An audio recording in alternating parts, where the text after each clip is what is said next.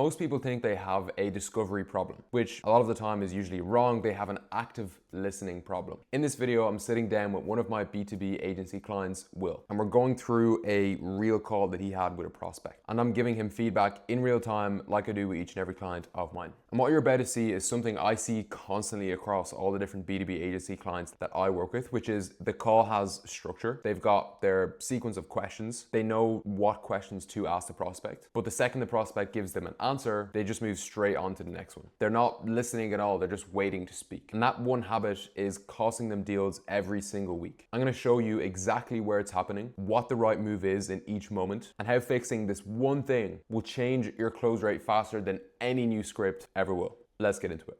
Okay, so just to quickly set some context then for this meeting, we work with coaching consultants from those that are just starting out, all the way to larger seven-figure coaching or consulting firms, for example, Syntrack International and Rose Garden Consulting. So we see a lot of different situations on these calls. With that, what I've always found works best for these meetings is first for me to get an understanding of your marketing, what's working well, and perhaps what's not working quite as well as it should be. If there's any way that we can help, I'd be more than happy to walk through that. Does that sound good? Sounds good. Perfect. Well, that being said, the best place for me to start is, what brings you to me today? Well, I have been getting a great deal of emails on LinkedIn about people wanting to meet me, all about marketing. It's not really why I'm on LinkedIn. I'm looking for clients on LinkedIn. I think there was something in what was said in your email to me that made me curious. So I'm just exploring. Okay. Where I'm at. Yeah. Okay. Yeah, that makes sense. So in terms of marketing right now, are you doing any marketing? I'm not really doing marketing. I joined a rather expensive coaching team. And so I just recently wrote a book. And I recognize that I would really like to be on stages more than doing coaching. Okay. It's I used to be a clinical social worker, and after having a small practice, I realized I really liked speaking in front of a lot of people.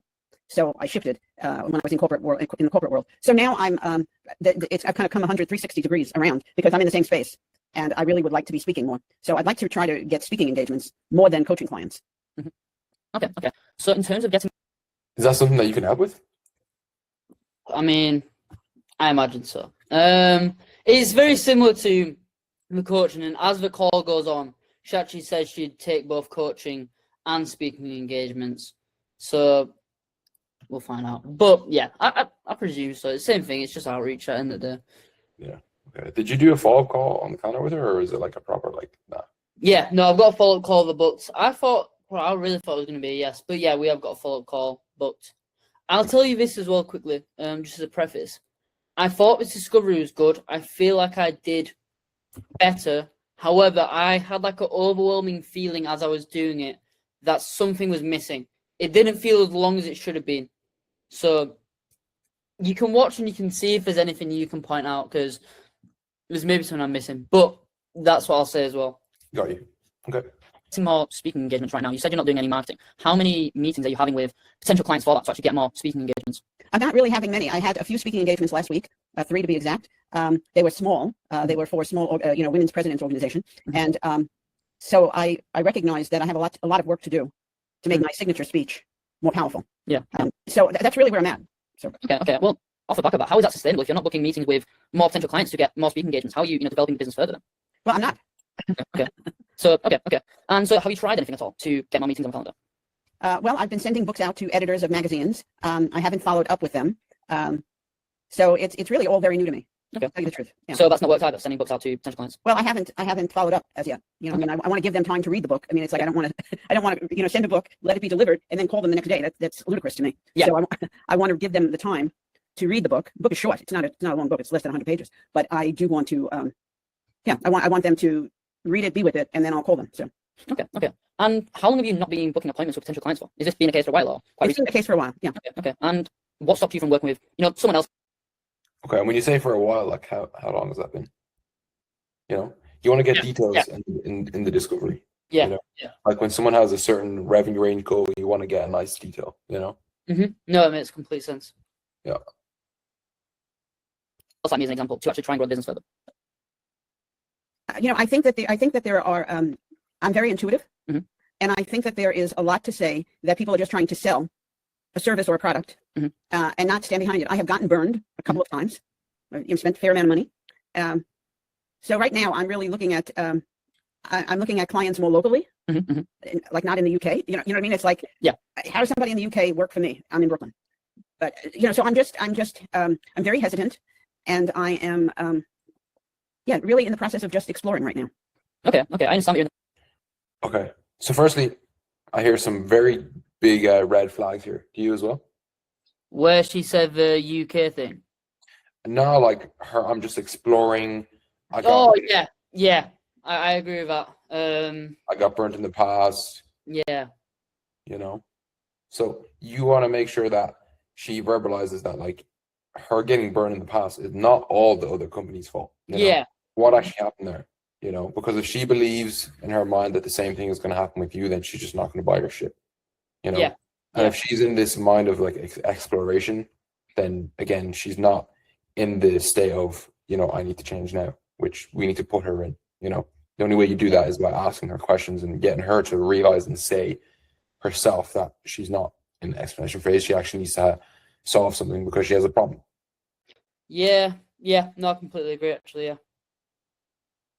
Okay, I understand that you're in the process of exploring, but if you know that, you've not been booking enough appointments, what stopped you from Okay, so key thing here, right? If you say this word, but, do you know what that does?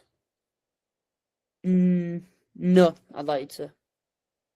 Okay, so let's say, for example, I said to you, all right, Will, you're good at sales, but you're shit at this certain thing, right? What the but does is it makes everything you've just said sound irrelevant. Like it doesn't even matter because the next thing you're about to say is way more important, which you don't want to do. So the best thing you could have done here is said, okay, I understand that you're in this process of exploring. With that in mind, if you know that you've been not booking enough appointments, what stopped you from trying to do something yourself or put more appointments on the calendar? Okay.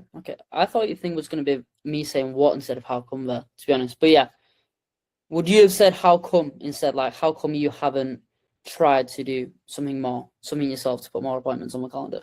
Like this question was fine. I don't have any problem with that. That what stopped you from trying to do something? No. Okay. Yeah.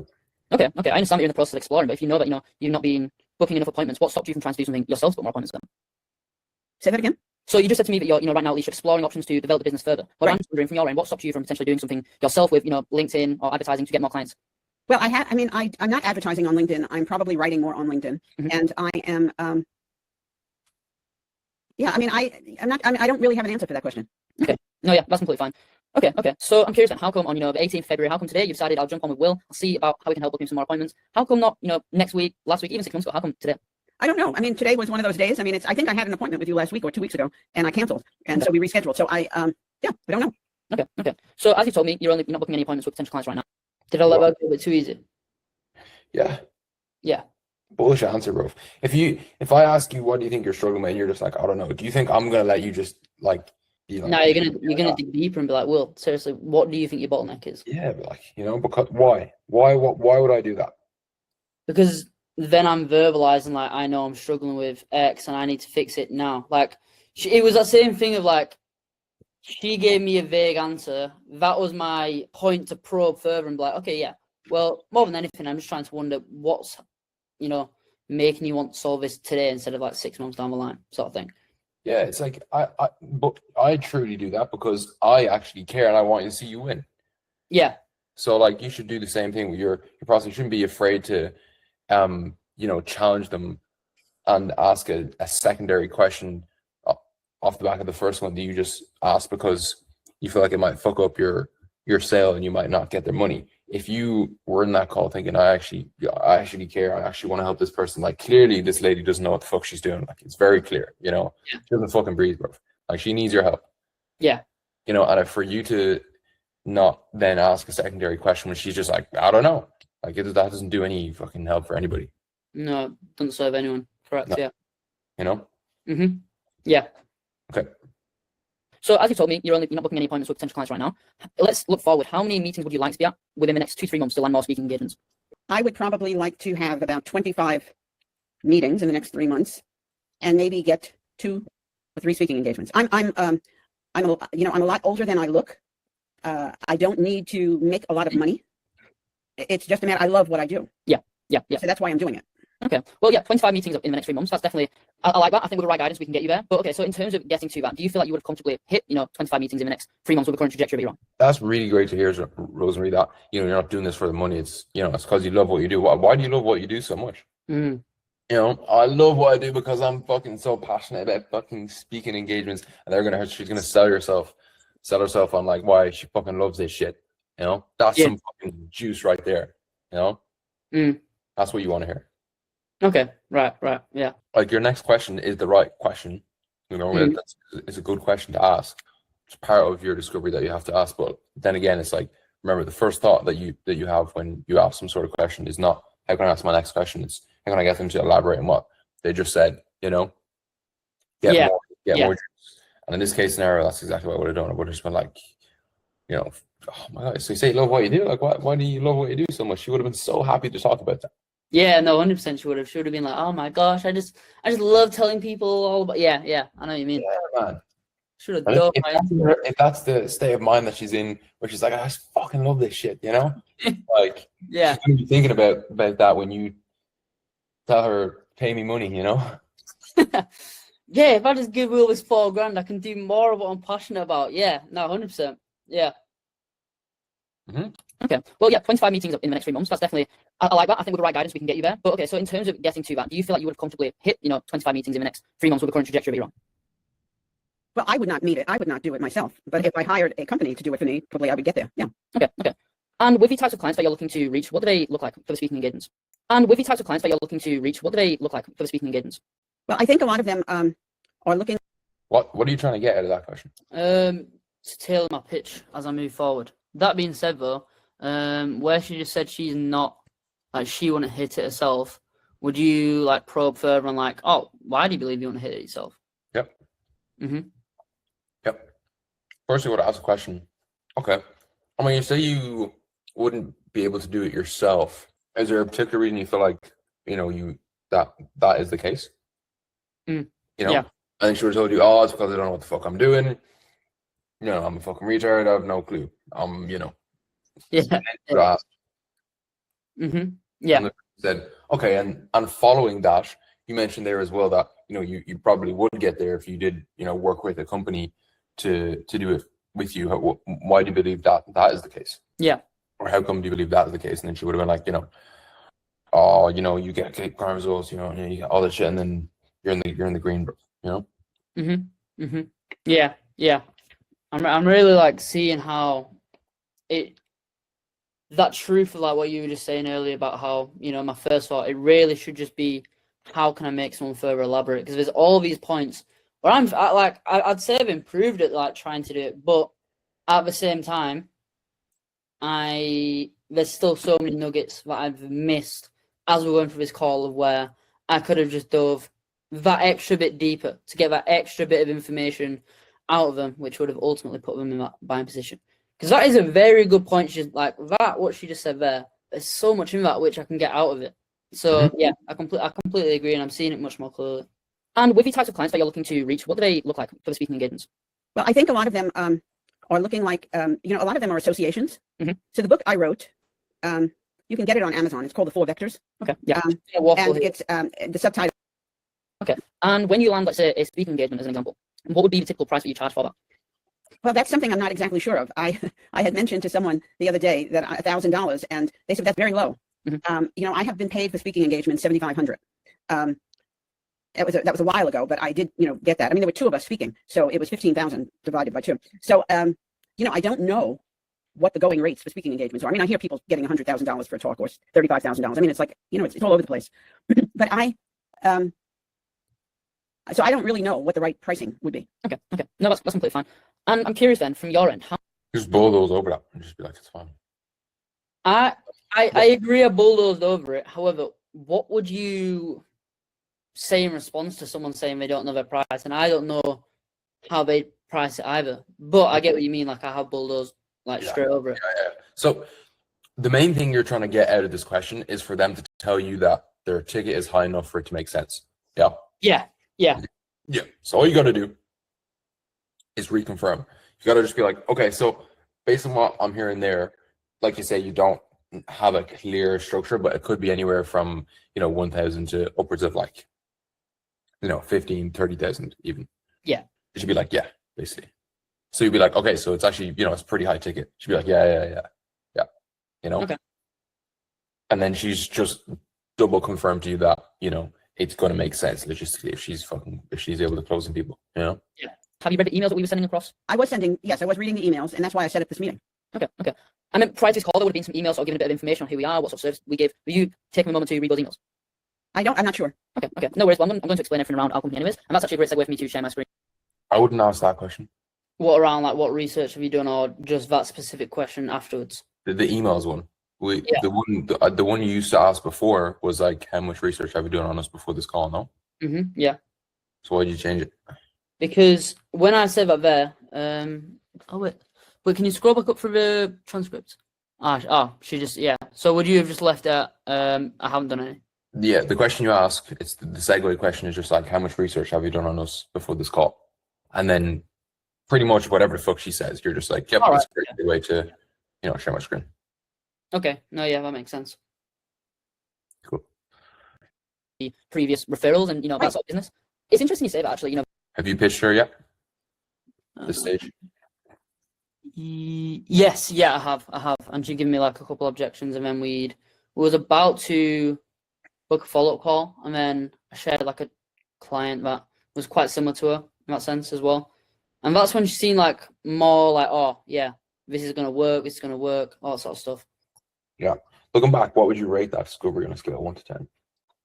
I want to say between like a 6 and a 7. I feel like it was better than my previous discoveries.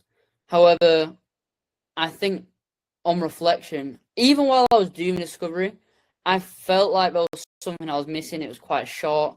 Like when me and Luke were talking, he was saying, discovery should be about 15 to 20 minutes. Now, I think it wasn't. I think it was like maybe 10, 15 minutes. It felt like there was something missing in there. Like, she didn't really say why she wants to increase the calls and bookings. She didn't really say why she needs to do it now. She said she can't do it herself. She said there's a cost of inaction, but the first two aren't really there. So I guess if we're going off that, it's probably about 5 out of 10. Yeah. Okay. I like you say, I think the biggest thing within your discovery right now is because you have this structure as to the questions in regards to trying to get their why, their how long, doubt, solution, desire, cost of an action. The main thing that's being missed here is people will give you certain answers to all of these different things, and it might not be the full answer that you need, and you just move on to the next question. Yeah. And it's a recurring thing after every single one. So the main thing that you need to do is, like, something that you can do, right, is go on to your previous Fathom recordings, right, watch the discoveries, and write down and point out to yourself, okay, what question could I have asked here to get them to further elaborate, to reaffirm the points that I need, such as their why they need to do it now, etc., etc. What questions you could have asked. I would say if you do that, like, and actually do it to its full extent, like actually internalize the things that you're telling yourself in regards to the questions that you want to be asking, you'll be in a good spot. Yeah, I completely agree. And it's funny you say that. I'd actually, prior to this call, I watched the call back with Ali because one of my friends just wanted to see it. And I noticed with Ali, one of the first things he said as soon as we got onto the meeting was, Will, he essentially laid out why he wants to increase call/booking, why he needs to do it now, why he can't do it himself. No, he said why he needs to do it now and why he needs to increase calls/booking.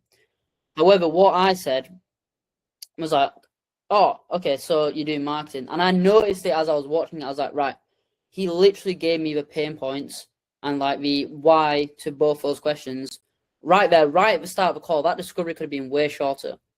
But I wasn't actively taking in what he was saying. And, like you said, taking that step back, internalizing a question, and then coming up with a better question off the back of that to get them to delve deeper. Like, I'm noticing it a lot more consciously. It's now just about, like, right, how can I go into this call that I've got after this call now? And everything that he says, I'm stopping for a second, I'm listening, and I'm thinking, right, how can I get him to go deeper? How can I get him to be more in that state of pain in a sense? Mm-hmm. Yep. It's not even just in the state of pain, it can be in the fucking pain of desire as well, you know? Yeah. Like for her, that could, like, for example, the time where she was like, I just love what I do, that was the pain of desire, where you could have just asked that question, been like, oh, you say you love what you do, like, how come you love what you do so much, you know? Yeah. Be like, oh, I fucking love what I do because it's fucking, you know? Yeah. And that's what you want to hear, that fucking juice, you know? Yeah.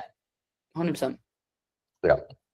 Okay. So definitely do that. I think genuinely, if you were to go back, watch a bunch of your calls, the discoveries, and like you say, look at those questions that you ask and think, okay, what's the question that I could have asked here to get them to further elaborate instead of you just moving on to your next question.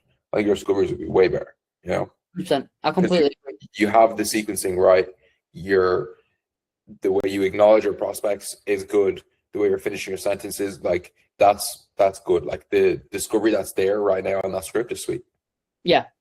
You know, like you've cracked it, but now it's just about, like you say, going deeper on that side, you know? Yeah, the attentive listening more than anything. Yeah. Actively listening is what we call it. Actively listening, yes. Yeah. No, I completely agree. And I'm glad it's something which, like, I'm very focused on, and I know it's probably like the biggest issue, because I agree that my discovery, if anything, it feels much better. If I feel much more fluid as I'm going through it, quite smooth with it. Yep. But even I said, like, I knew there was something I was missing there, and it was probably that one thing of just, they say something, I'm taking that second to just step back and really internalizing it, and then coming up with the best question afterwards. Yep. So that's what an active listening problem actually looks like on a real sales call. Will has the structure, he knows the questions to ask, but every time the prospect gave him something to work with, he moved on instead of just going deeper. And that's the difference ultimately between a discovery that works and one that doesn't. Fix is not a new script. It's learning to stop, absorb what the person said, actively listen, and ask the one question that gets them to go further. If you run a B2B agency and you or your closers are leaving money on the table by not doing a proper discovery, that's exactly what we fix at Salesify. Link is in the description. And if you want to see what that actually looks like in practice, I sat down with a different agency owner who went from 20K a month to 50K a month in literally just 30 days. It'll be somewhere around here. So just click that client interview, watch that next video, see what it's like, and I'll talk to you soon.